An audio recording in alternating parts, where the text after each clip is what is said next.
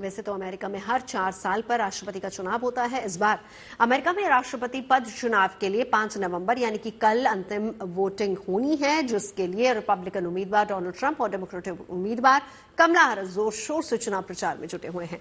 ऐसे में हम आपको बताते हैं कि अमेरिका में राष्ट्रपति चुनाव की पूरी प्रक्रिया क्या है।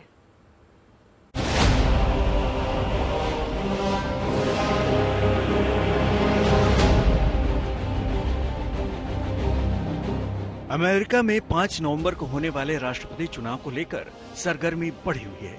दोनों दल रिपब्लिकन और डेमोक्रेट के उम्मीदवार अपने पक्ष में हवा का रुख बदलने के लिए जोर शोर से लगे हुए हैं।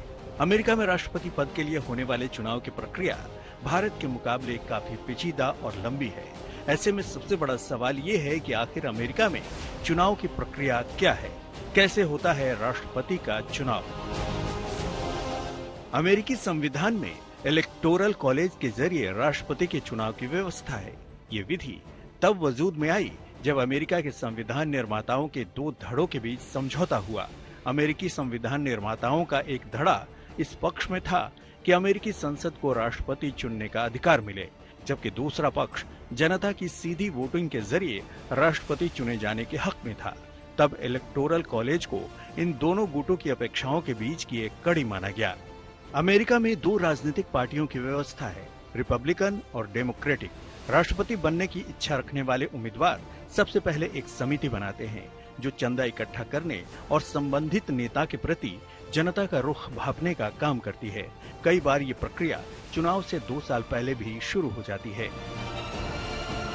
आमतौर पर चुनावी साल में चुनावी प्रक्रिया जनवरी से शुरू हो जाती है और जून तक चलती है। इसे प्राइमरी कहते हैं। इस दौर में पार्टी अपने उन उम्मीदवारों की सूची जारी करती है जो राष्ट्रपति पद के लिए चुनाव में उतरना चाहते हैं। इसके बाद दूसरे दौर में अमेरिका के 50 राज्यों के वोटर पार्टी प्रतिनिधि यानी पार्टी डेलीगेट का चुनाव करते हैं। अमेरिकी संविधान प्राइमरी स्तर पर पार्टी प्रतिनिधि चुनने की प्रक्रिया में कोई लिखित निर्देश नहीं देता है। यही वजह है कि कुछ राज्यों में जनता प्राथमिक दौर में मतदान का इस्तेमाल न करके कॉकस के जरिए पार्टी डेलीगेट का चुनाव करती है। कॉकस वो प्रक्रिया है जिसके तहत राज्यों में स्थानीय स्तर पर बैठक कर पार्टी डेलीगेट्स का चुनाव किया जाता है। प्राइमरी में चुने गए पार्टी डेलीगेट्स दूसरे दौर में पार्टी के सम्मेलन यानी कन्वेंशन में हिस्सा लेते हैं। कन्वेंशन में ये प्रतिनिधि पार्टी के राष्ट्रपति के उम्मीदवार का चुनाव करते हैं। इसी दौर में नामांकन की प्रक्रिया होती है।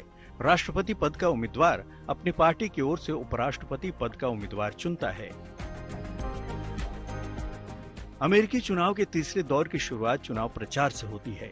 इसमें अलग अलग पार्टी के उम्मीदवार मतदाताओं का समर्थन जुटाने की कोशिश करते हैं।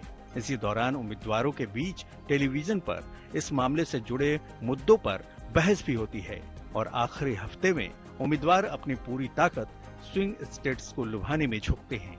स्विंग स्टेट्स वे राज्य होते हैं जहां के मतदाता किसी भी पक्ष की ओर जा सकते हैं। चुनाव की अंतिम प्रक्रिया में इलेक्टोरल कॉलेज राष्ट्रपति पद के लिए मतदान करता है, लेकिन इससे पहले राज्यों के मतदाता इलेक्टर चुनते हैं जो राष्ट्रपति पद के किसी न किसी उम्मीदवार का समर्थक होता है। ये इलेक्टर एक इलेक्टोरल कॉलेज बनाते हैं जिसमें कुल 538 सदस्य होते हैं। इलेक्टर चुनने के साथ ही आम जनता के लिए चुनाव खत्म हो जाता है। हर राज्य का इलेक्टर चुनने का कोटा तय होता है। ये संख्या हर राज्य से अमेरिकी संसद के दोनों सदनों हाउस ऑफ रिप्रेजेंटेटिव और सेनेट के सदस्यों की कुल संख्या के बराबर होती है। इसलिए हर राज्य के इलेक्टर्स की संख्या में अंतर होता है। चुनाव के लिए भी दिन निश्चित होता है। इलेक्टोरल कॉलेज राष्ट्रपति पद के लिए चुनावी साल के नवंबर महीने में पड़ने वाले पहले सोमवार के बाद पड़ने वाले पहले मंगलवार को मतदान करता है। अंत में इलेक्टोरल कॉलेज के सदस्य मतदान के जरिए अमेरिका के राष्ट्रपति का चुनाव करते हैं। राष्ट्रपति बनने के लिए कम से कम 270 इलेक्टोरल मत जरूरी होते हैं। इस साल अमेरिका में 5 नवंबर को राष्ट्रपति पद के लिए होने वाले चुनाव में ही इलेक्टोरल कॉलेज उपराष्ट्रपति पद के लिए भी मतदान करेगा। कोई भी इलेक्टर दोनों पदों के लिए एक ही स्टेट के उम्मीदवारों को वोट नहीं दे सकता। चुनाव के इस तरीके से उपराष्ट्रपति पद के उम्मीदवार द्वारा राष्ट्रपति पद के उम्मीदवार को चुनौती देने की संभावना खत्म हो जाती है। 1804 से पहले उपराष्ट्रपति का चुनाव भी इलेक्टोरल कॉलेज ही करता था, लेकिन तब अलग अलग मत नहीं डाले जाते थे। तब जिसे सबसे ज्यादा वोट मिलते थे वो राष्ट्रपति बनता था। दूसरे नंबर पर रहने वाला व्यक्ति उपराष्ट्रपति चुना जाता था। अमेरिका में राष्ट्रपति चुनाव के लिए मतदान खत्म होते ही मतगणना शुरू हो जाती है और जल्द ही विजेता की घोषणा होती है और अगले 4 सालों तक अमेरिका पर कौन राज करेगा इसका भी ऐलान हो जाता है।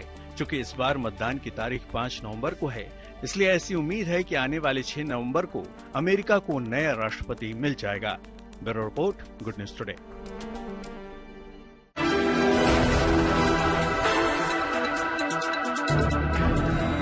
Is there anywhere that's more fun than a Trump rally?